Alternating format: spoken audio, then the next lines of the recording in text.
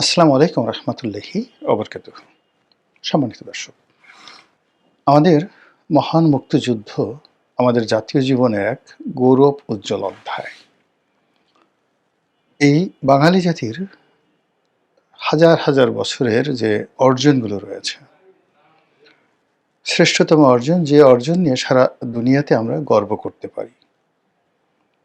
আমাদের রাজনীতি, আমাদের অর্থনীতি, আমাদের চিন্তা, আমাদের শিল্প, আমাদের সাহিত্য, যত অর্জন রয়েছে হাজার হাজার বছরের পুরনো সে অর্জনগুলোর মধ্যে আমাদের মহান মুক্তিযুদ্ধ, আমাদের ভাষা আন্দোলন, এগুলোর সঙ্গে আসলে কোনো কিছুর তুলনা করা যাবে না।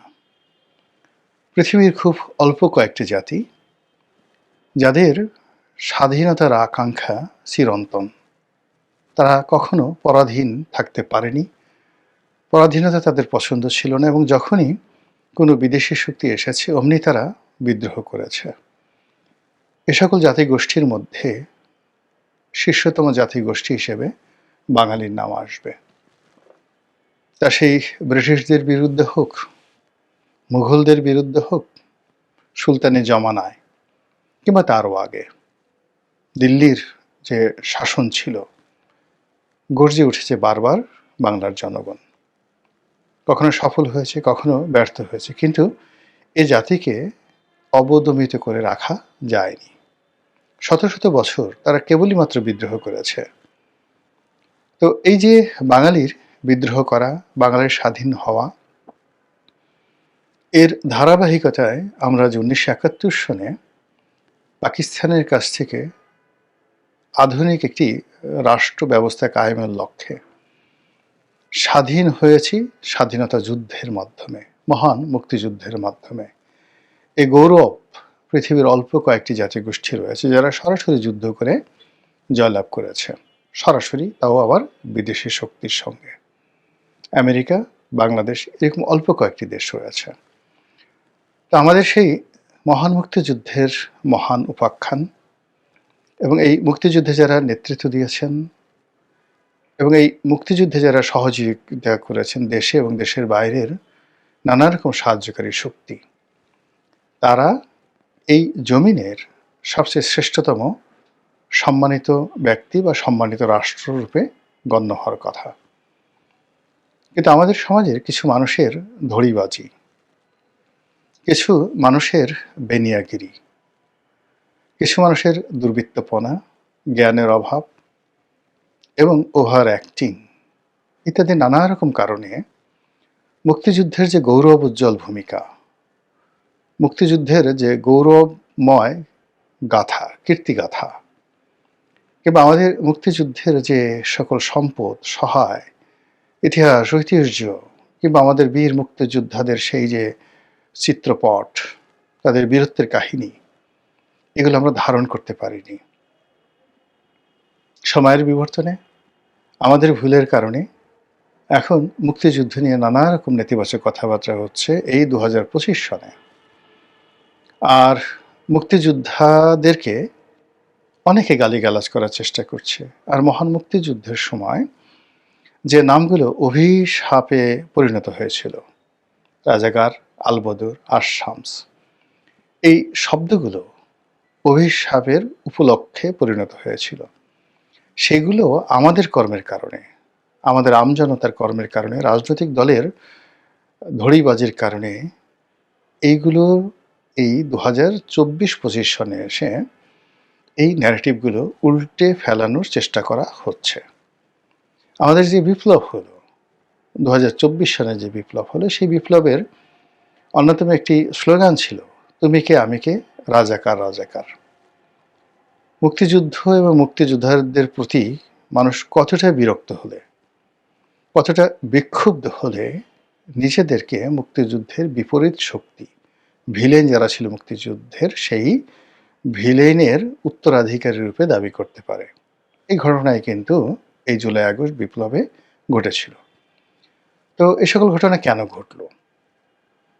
আপনি যদি বিচার করেন, আপনি যদি বিশ্লেষণ করেন, তাহলে দেখতে পাবেন যে সেই 1972 সন থেকে মুক্তিযুদ্ধের ইতিহাস বিকৃত করা হয়েছে। যে যে কাজ করেননি তাকে সেই কাজের কৃতিত্ব দেয়া হয়েছে। যার কৃতিত্ব পাওয়ার কথা ছিল, সম্মান এবং মর্যাদার অধিকারী যিনি হবেন, তাকে লাঞ্ছিত করা হয়েছে। অনেক মুক্তিযোদ্ধা যাদেরকে প্রাপ্য সম্মান দেওয়া হয়নি, আর অনেক অমুক্তিযোদ্ধা তারা রাতারাতি মুক্তিযুদ্ধের কমান্ডার সেজে রাষ্ট্রের বড় বড় পদ পদবিতে বসে যেভাবে যারা চাক্ষুষ সাক্ষী ছিলেন মুক্তিযুদ্ধের এই ৯ মাস সময়টিতে, তাদের পঞ্চ ইন্দ্রিয় নাক, কান, চক্ষু ইত্যাদির উপর যে নির্যাতন চালানো হয়েছে, সেটা কিভাবে? ধরুন, আপনি একজন লোককে দেখলেন যে এই লোক মুক্তিযুদ্ধ করেননি। আপনি দেখলেন যে এই লোক রাজাকার ছিল, আলবদর ছিল, আসাম ছিল, মুসলিম লীগার ছিল, শান্তি বাহিনীর কমিটি ছিল। তো আপনার চোখের সামনে হঠাৎ করে সেই লোক বলল যে আমি মুক্তিযোদ্ধা কমান্ডার ছিলাম। আপনার যেহেতু ক্ষমতা নেই, এই কারণে আপনি সে দৃশ্য দেখলেন, কিন্তু আপনি প্রতিবাদ করতে পারলেন না। কিন্তু আপনার অন্তরের অন্তঃস্থলে এক ধরনের বেদনা, এক ধরনের হতাশা, এক ধরনের ক্ষোভ তৈরি হয়ে যাবে। এর ফলে আপনি অনেক সময় নিজে বিভ্রান্ত হবেন, বিক্ষুব্ধ হবেন এবং খিস্তি খাওয়া করতে থাকবেন, যেটি ১৯৭২ সন থেকে আমাদের দেশে শুরু হয়ে গিয়েছিল। পরবর্তীতে এই মুক্তিযুদ্ধ নিয়ে নানা রকম ন্যারেটিভ তৈরি করা হয়েছে। নানা মিথ্যা গল্প, মিথ্যা কাহিনী, মিথ্যা ইতিহাস রচনায় হাত দেওয়া হয়েছে এবং মুক্তিযুদ্ধকে পুঁজি করে রাজনীতির ক্ষমতা এবং রাষ্ট্রনৈতিক ক্ষমতা কুক্ষিগত করার জন্য একটা বিরাট চক্র। তারা তাদের যে আত্মমর্যাদা, এই জাতির ইতিহাস ও ঐতিহ্য সবকিছু বিসর্জন দিয়ে সাধারণ মানুষদেরকে বিভ্রান্ত করেছে এবং মুক্তিযুদ্ধের নামে কিংবা মুক্তিযোদ্ধার নামে অনেক বড় বড় অপকর্ম, জাতিসত্তার অপমান এবং আমাদের পুরো রাষ্ট্র ব্যবস্থাকে যেভাবে হুমকির মুখে ফেলে দেওয়া হয়েছে, ফলে অনেকের কাছে এই মুক্তিযুদ্ধের ইতিহাস নিয়ে কারো কারো আবেগ, কারো কারো মায়া কান্না, এটা অনেকটা কুমির আশ্রুর মতো মনে হয়েছে।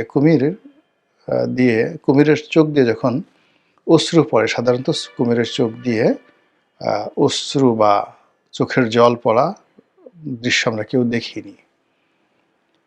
এটা খুবই একটা নিষ্ঠুর প্রাণী, সবসময় পানির মধ্যে থাকে। এর চোখ দিয়ে পানি পড়লো বা না পড়লো পানির সঙ্গে মিশে যায়।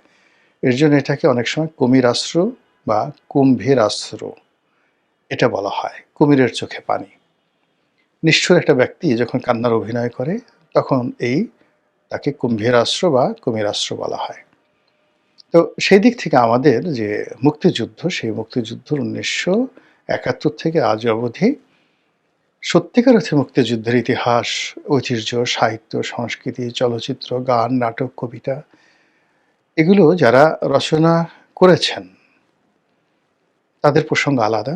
এটা একটা ন্যারেটিভ। কিন্তু রাষ্ট্র ক্ষমতা ব্যবহার করে, মুক্তিযুদ্ধ নাম ব্যবহার করে, মুক্তিযোদ্ধাদের নাম ব্যবহার করে আমাদের রাজনৈতিক দলগুলো বিভিন্ন সময় যে তাদের তকদির হাসিল করার চেষ্টা করেছে, তাদের পকেট ভারী করার চেষ্টা করেছে, রাষ্ট্র ক্ষমতা দখল করার চেষ্টা করেছে, মানুষের মধ্যে একটা আবেগ তৈরি করার চেষ্টা করেছে এবং রীতিমতো এটাকে একটা রীতিমতো ব্যবসা বানানোর চেষ্টা করেছে। এর ফলে কি হলো, সাধারণ জনগণ আমাদের দেশের কিছু রাজনৈতিক দলগুলোকে মুক্তিযুদ্ধের ফেরিওয়ালা হিসেবে টিটকারি করে। আর সেই টিটকারির মধ্যে ১ নম্বরে আওয়ামী লীগ। বলা হয় যে আপনি যদি রাজাকার হন বা যত বড় রাজাকার হন, আপনি আওয়ামী লীগে যদি যোগদান করেন, আওয়ামী লীগের মেশিনের মধ্যে ঢোকার সঙ্গে সঙ্গে আপনি মুক্তিযোদ্ধা হয়ে বের হয়ে যাবেন। তো এই যে কথাগুলো, এই কথাগুলো একসময় প্রয়াত সালাউদ্দিন কাদের চৌধুরী সাহেব বলে গেছেন যে আওয়ামী লীগের একখান যন্ত্র আছে, সেই যন্ত্রের মধ্যে রাজাকার ঢোকার সঙ্গে সঙ্গে সেখানে দিয়ে মুক্তিযোদ্ধা বের হয়। ভালো কথা। এবং একথা আওয়ামী লীগ অন্তঃস্থল থেকে বা বুকে হাত দিয়ে অস্বীকার করতে পারবে না। এর কারণ হলো ইতিহাসে অনেক সন্ধিক্ষণে তারা এই কাজটি করেছে। জেনে হোক, অজেনে হোক, বুঝে হোক, না বুঝে হোক, ইচ্ছায় হোক, অনিচ্ছায় হোক, তারা এই কাজটি করেছে। রাজাকারদের পুনর্বাসন করা, মুসলিম লীগারদেরকে পুনর্বাসন করা, এটা বঙ্গবন্ধুর জামানাতেই হয়েছে। অনেকে এটাকে উদারতা বলার চেষ্টা করছেন, অনেকে মাহাত্ম্য বলার চেষ্টা করছেন, অনেকে এটিকে রিকনসিলিয়েশন বলার চেষ্টা করছেন। কিন্তু বাস্তবতা হলো যে এই কাজগুলো বঙ্গবন্ধু করেছেন বা করতে বাধ্য হয়েছেন দলের মধ্যে বঙ্গবন্ধুর ঘনিষ্ঠ কিছু মানুষের দ্বিচারিতার কারণে। যেমন ধরুন, একজনের নাম করিম, আওয়ামী লীগ করে। করিমের ভাই রহিম বিখ্যাত এবং কুখ্যাত রাজাকার, তাকে ধরা হলো। এখন যিনি আওয়ামী লীগ করেন তিনি সরাসরি বঙ্গবন্ধুর কাছে চলে এলেন, আমার ভাই এটা করেছে ওটা করেছে বলে কান্নাকাটি করে বঙ্গবন্ধুর কাছ থেকে একটা আদেশনামা নিয়ে ভাইকে মুক্ত করে ফেললেন। এরকম শত শত হাজার হাজার ঘটনা ঘটে গেছে। পরবর্তীতে যখন আওয়ামী লীগ সরকারের পতন হলো, এই মুক্তিযুদ্ধকে নিয়ে বিএনপির যারা লোকজন আছে তারাও কম ব্যবসা করেনি। স্বয়ং প্রেসিডেন্ট জিয়াউর রহমান তিনিও মুক্তিযোদ্ধাদেরকে তার দলে ভিড়ানোর প্রাণান্ত চেষ্টা করেছেন এবং তিনি নিজে মুক্তিযোদ্ধা হওয়া সত্ত্বেও তার সরকারে মুসলিম লীগ, আলবদর, আশামস, জামাত থেকে শুরু করে যত ঘরানার লোক আছে সবাইকে তিনি আশ্রয় দিয়েছেন। তো তিনি যতদিন জীবিত ছিলেন ততদিন এটি নিয়ে কোনো সমস্যা ছিল না, কিন্তু তার শহীদ হওয়ার পরে এই দল রাজপথে যখন ছিল তখন এই দলের মধ্যে মুক্তিযোদ্ধা ভার্সেস রাজাকার একটা, যাকে বলা হয় অবারিত মেলামেশার সুযোগ মানে না হয়ে বরং এটা রেষারেষি শুরু হয়েছে।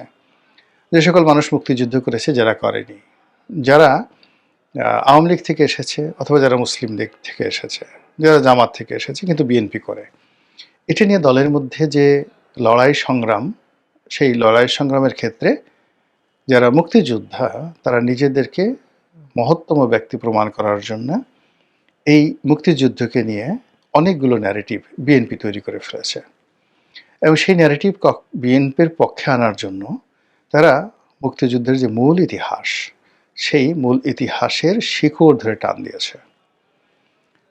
জিয়াউর রহমান সাহেবকে মুক্তিযোদ্ধাদের নেতা বানানোর জন্য, মুক্তিযুদ্ধের ঘোষক বানানোর জন্য, কিংবা মুক্তিযুদ্ধের সময় তিনি নিজেকে প্রেসিডেন্ট হিসেবে ঘোষণা করেছিলেন, তিনি সর্বাধিনায়ক, এই ন্যারেটিভটি তৈরি করার জন্য বিএনপির মধ্যে যে সকল সত্যিকার মুক্তিযোদ্ধা আছে তারা মুক্তিযুদ্ধের নীতি, আদর্শ, ইতিহাস, ঐতিহ্য এবং নিজের বিবেক বুদ্ধির সঙ্গে মুনাফিকি করেছেন। অনেকে মুনাফিকি করে মুক্তিযুদ্ধের জন্য যে ন্যারেটিভটি তৈরি করেছেন, যেমন একটা ন্যারেটিভ আওয়ামী লীগ তৈরি করেছে।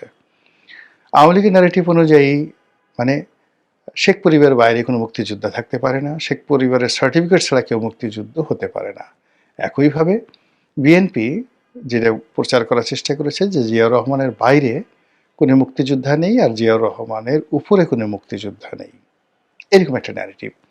ফলে কি হলো, এই দুই দলের জাতাকলে পড়ে মুক্তিযুদ্ধের যে প্রকৃত ইতিহাস, সেই ইতিহাস রচিত হয়নি।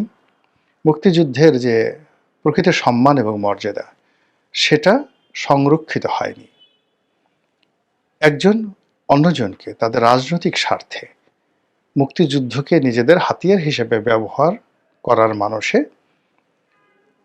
তারা প্রতিপক্ষের চরিত্র হনন করেছে এবং মুক্তিযুদ্ধে তাদের যে কর্তৃত্ব এবং তাদের যে কৃতিত্ব, এই জিনিসটিকে অস্বীকার করে একটা অদ্ভুত ইতিহাস তৈরি করেছে যা বাস্তব থেকে অনেক অনেক দূরে, অনেক অনেক দূরে। এই বিতর্ক নিয়ে আমি এখানে কোনো কথা বলবো না, আমি শুধু এখানে বলছি যে রাজনীতির যে ধান্দাবাজি, রাজনীতির যে অসততা, অস্বচ্ছতা এবং সংকীর্ণ মন এবং মানসিকতা, এটি সবাই করে থাকে, বিভিন্ন সময় করে থাকে। বাংলাদেশে এটা হবে, কিন্তু আমাদের একটা জাতীয় ইতিহাস, জাতীয় ঐতিহ্য, মহান মুক্তিযুদ্ধ, সেটাকে এই সংকীর্ণতার মধ্যে রাজনীতির ধান্দাবাজি বা চালবাজির মধ্যে এটিকে আনা আমাদের জন্য একটা বিরাট ক্ষতির কারণ হয়ে দাঁড়িয়েছে। এটি হলো মূল কথা। এবার আসেন জামাত সম্পর্কে। জামাতকে সবসময়ই বিএনপি এবং আওয়ামী লীগ যখনই সুযোগ পেয়েছে তারা ব্যবহার করেছে। 1971 সনেও জামাতকে ব্যবহার করা হয়েছে। ৭২, ৭৩, ৭৪ বঙ্গবন্ধুর জমানাতে জামাতকে কিন্তু ব্যবহার করা হয়েছে। এখন সেই কথাগুলো যদি আমি বলতে যাই, অনেকে হয়তো বেজার হবেন। কিন্তু বাস্তবতা হলো যে জামাতকে কিভাবে ব্যবহার করা হয়েছে এই কথা যদি বলতে যাই, তাহলে ওআইসির মেম্বারশিপ বঙ্গবন্ধুর জমানাতে, পাকিস্তানের সঙ্গে কূটনৈতিক সম্পর্ক স্থাপনের চেষ্টা এবং জুলফিকার আলী ভুট্টোর বাংলাদেশ ভ্রমণ, এটাকে মূল্যায়ন করলেই আপনি অনেক কিছু পেয়ে যাবেন। আবার জিয়াউর রহমান সাহেবও তার রাজনীতির যে শুরুটি, সেটি জামাতের হাত ধরে তিনি করেছেন। ওই সময়টাতে মুসলিম লীগ এবং জামাত ছাড়া জিয়াউর রহমান সাহেবের কোনো বন্ধু ছিল না। ধীরে ধীরে তার অনেক বন্ধু হয়েছে, কিন্তু তার প্রাথমিক বন্ধু ছিল জামাত এবং মুসলিম লীগ। তো সেক্ষেত্রে জিয়াউর রহমান সাহেব জামাতকে ব্যবহার করেছেন, এরশাদও ব্যবহার করেছেন, 111-এর মঈনুদ্দিন ফখরুদ্দিন ব্যবহার করেছেন। তারা সবাই জামাতকে ব্যবহার করেছেন, তাদের অর্থ, তাদের বুদ্ধি, তাদের নেম ফেম সব কিছু ব্যবহার করেছেন। আর সময় মতো তুই রাজাকার, তুই আলবদর, তুই আর শামস, এই কথা বলে তাদেরকে কদর্যভাবে, উলঙ্গভাবে তাদেরকে ছুঁড়ে ফেলে দিয়েছেন অতীতের সবাই। যখন তাদের প্রয়োজন, তখন জামাতের চেয়ে সৎ কোনো দল নেই, জামাতের চেয়ে ভালো কেউ নেই। আর যখন তাদের প্রয়োজন শেষ, তখনই তারা ধর্ষণকারী, তারা মুক্তিযুদ্ধ বিরোধিতা করে এবং তাদের সঙ্গে মুক্তিযুদ্ধের কোনো সম্পর্ক নেই। ফলে জামাত 1971 থেকে আজ অবধি, মানে তাদের জীবনে যদি সবচেয়ে একটা সুন্দরতম সময় আসে, আনন্দ ঘন সময়, সবচেয়ে মধুরতম সময়। ধরুন একজন জামাত নেতার একটি সন্তান পৃথিবীতে ভূমিষ্ঠ হয়েছে, বা কোনো একটা জামাত নেতা আজকে বিয়ে করতে যাচ্ছেন, ঠিক বাসর ঘরে যাবেন, এরকম একটা উত্তেজনাকর মুহূর্ত। ঠিক এইরকম, বা তিনি খাবার টেবিলে বসছেন, তার প্রিয়তম একজন বন্ধু বা বান্ধবীকে নিয়ে তিনি সবচেয়ে ভালো খাবার খাবেন, বসেছেন ছেলে মেয়ে পরিবার পরিজন সহকারে। ঠিক ওই সময়টাতে তাকে যদি আহত করতে হয়, তাহলে তুই রাজাকার, তুই আলবদর, তুই আসাম, স্বাধীনতা বিরোধী, এই গালিটি যদি তার সামনে উচ্চারণ করা হয় বা তার সামনে লিখে মানে প্রদর্শন করা হয়, তার ঘুম হারাম হয়ে যাবে, জিনা হারাম হয়ে যাবে। তো এই কাজটি বাংলাদেশের সকল রাজনৈতিক দল, গোষ্ঠী, ব্যক্তি, শিল্পী, সাহিত্যিক, সংস্কৃতি, এমনকি রাস্তার যারা ঝাড়ুদার, তারা এই জামাতের বিরুদ্ধে এই জিনিসটি ব্যবহার করেছে। যেহেতু এবারের যে 24-এর গণ আন্দোলন, গণ অভ্যুত্থান, যে যাই বলুক না কেন, এটির মাস্টার মাইন্ড জামাত। এই পুরো জিনিসটি ঘটিয়েছে জামাত, এবং গত 17 মাসে যেভাবেই হোক না কেন সরকারের উপর, প্রশাসনের উপর, রাষ্ট্রের উপরে জামাতের যে একছত্র আধিপত্য, এটি এখন পর্যন্ত, আজকের দিন পর্যন্ত বহাল আছে। এবং এই সময়টিতে জামাত মনে করছে যে তারা যে ম্যাটিকুলাস ডিজাইনে অভ্যস্ত হয়ে পড়েছে, যেভাবে হাসিনাকে তাড়ানো হয়েছে, যেভাবে একটা গণ অভ্যুত্থান সংগঠিত করা হয়েছে, গণ অভ্যুত্থানের 24 ঘন্টার মধ্যে যেভাবে প্রশাসনের সর্বস্তরে তারা বিজয় লাভ করেছে, যেভাবে ঢাকা বিশ্ববিদ্যালয়, জাহাঙ্গীরনগর বিশ্ববিদ্যালয়, রাজশাহী বিশ্ববিদ্যালয় ছাত্র সংঘতে তারা বিজয়ী হয়েছে। এবং এখানে তারা যে ডিজাইনগুলো করেছে, সে তুলনায় জাতীয় নির্বাচনে বিজয়ী হওয়া, সরকার গঠন করা অনেক ছোট একটা বিষয়। এটা জামাত মনে করে এবং বিশ্বাস করে, এবং সেই অনুযায়ী জামাত চেষ্টা চালিয়ে যাচ্ছে। এবং জামাত যে চেষ্টা চালিয়ে যাচ্ছে, সেটা জামাতের যারা প্রতিপক্ষ, বিএনপি, আওয়ামী লীগ, জাতীয় পার্টি, এখন পর্যন্ত আন্দাজই করতে পারছে না। This is reality. বিএনপি খুব খুশি তারেক রহমান সাহেব আসছে, 300 সিটই তারা পাবেন। তারপর আওয়ামী লীগ অনেক খুশি যে তারা বিদেশে বসে নরেন্দ্র মোদী দাদার হাত ধরে তারা এমন একটা সুন্দর সময় আছেন যে জামাতের বাপের সাধ্য নাই একটা সিট পাওয়ার। এরকম নানা রকম কল্পকাহিনী। কিন্তু জামাত যে কাজগুলো করছে, আপনি সেটি বুঝতে পারবেন যে জামাত একেবারে রাজনৈতিক দলগুলোর যে অহংকার, যে হাতিয়ার, মূল হাতিয়ার মুক্তিযুদ্ধ, ওই জায়গাটাতে জামাত হাত দিয়েছে। প্রথমে মুক্তিযুদ্ধকে অপমান করেছে, পাকিস্তানের জমানাটাকে তারা বৈধ করেছে, পাকিস্তানকে বাংলাদেশের জন্য অপরিহার্য বন্ধু রাষ্ট্র হিসেবে তারা প্রমাণ করে ফেলেছে। ইসলাম এদেশে রাষ্ট্র ধর্ম হবে, এটা অনেক আগেই স্বীকৃত এবং ইসলামের ভিত্তিতে একটা রাষ্ট্র পরিচালনা হবে। এখন তারা সেটা প্রচার করছে গত ১৭ মাস ধরে এবং একটা খিলাফত হবে, এমিরেটস হবে, মেয়েরা হিজাব পরবে, তারপরে যাকে বলা হয় আর অনেক কিছু। এই জিনিসগুলো তারা বলে ফেলেছে। ইটস এ ওপেন সিক্রেট এবং জামাত ক্ষমতায় আসলে কী করবে এটারও মহড়া গত ১৭ মাসে তারা দেওয়ার পরেও জামাতের একটা পশম স্পর্শ করার ক্ষমতা রাজনৈতিক দলের হয়নি। ইট মিনস জামাত সে তার যে আইডিওলজি, তার যে চিন্তা চেতনা, তার যে কর্ম, তার যে ম্যাটিকুলাস ডিজাইন টু মানে যাকে বলে উইন ইন দ্য ইলেকশন, এই ব্যাপারে তারা এখনও শতভাগ দৃঢ়তা রাখে। আমরা যে আমরা যে সকল প্রাক মূল্যায়ন করছি, জরিপ করছি, এটা আমাদের সান্ত্বনার জন্য, কিন্তু জামাতের কৌশলটা আমরা এখন পর্যন্ত আন্দাজ করতে পারছি না। সর্বশেষ তারা কর্নেল ওলির মতো এমিনেন্ট যাকে বলা হয় মুক্তিযোদ্ধা, মেজর আক্তারের মতো একজন মুক্তিযোদ্ধা, এরকম আরও অনেককে তাদের দলে ভিড়িয়ে ফেলেছে। এবং আপনারা দেখবেন যে এই নির্বাচনের তফসিল যদি পেছায়, তাহলে বিএনপির অনেক নেতা যারা মনোনয়ন বঞ্চিত হয়েছেন কিংবা যারা স্বতন্ত্র দাঁড়িয়েছেন, তারা অনেকে জামাতের প্রার্থী হবেন। এবং সেক্ষেত্রে এই যে মুক্তিযুদ্ধ নিয়ে যে ব্যবসা রাজনৈতিক দলগুলো করতেন, সেখানে জামাতও ভাগ বসালো। এবং আগামীতে যদি জামাত দাবি করে বসে যে বিএনপির চাইতে, আওয়ামী লীগের চাইতে জামাতে মুক্তিযোদ্ধা অথবা মুক্তিযুদ্ধপন্থী পরিবারগুলোর সদস্যের সংখ্যা বেশি, তাহলে আমি অন্তত অবাক হব না। মহান আল্লাহ আমাদের সবাইকে হেদায়েত দান করুন এবং হেফাজত করুন। আসসালামু আলাইকুম ওয়া রাহমাতুল্লাহি ওয়া বারাকাতুহু।